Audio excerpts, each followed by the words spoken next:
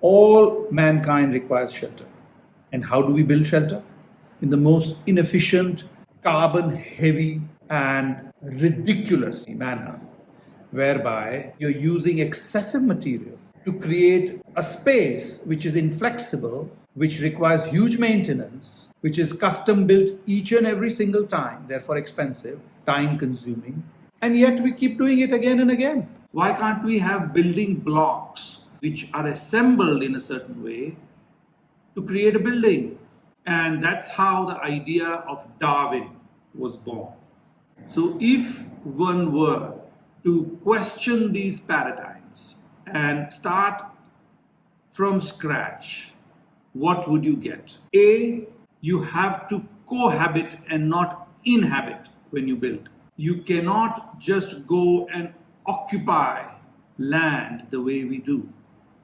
We have to coexist on a piece of property where we decide to build or live, along with all the other creatures of nature. This was the fundamental idea. So the second fundamental of Darwin is to build with materials which do not require heavy machinery. And therefore, you can build anywhere without even a road access.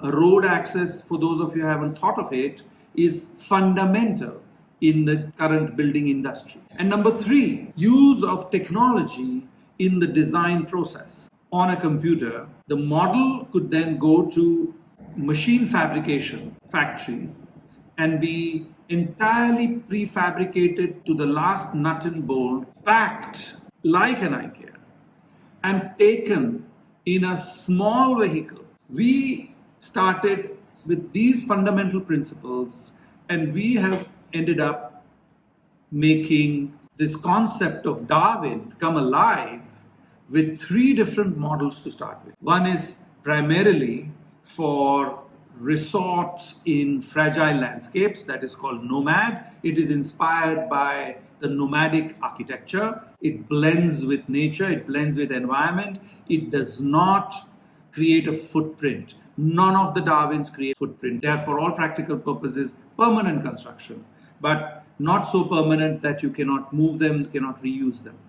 And they're modular. You can add to it anytime you want. The second model is the Lego, which is essentially a building system of X number of parts which are of specific predefined sizes, just like a Meccano or a Lego bricks, which you can put together to create any kind of volume or shape that you desire for any kind of internal use, because we have a whole material library of what goes where, and that choice is with the client. And whether it's a public space, a residence, school, in a matter of days on the computer. The third is the Bucky, which is greatly inspired by Buckminster Fuller's architecture, cellular architecture. Here we have attempted to create a building using just the shell without a supporting structure. This shell is assembled with, again, nuts and bolts on site, but it's primarily for public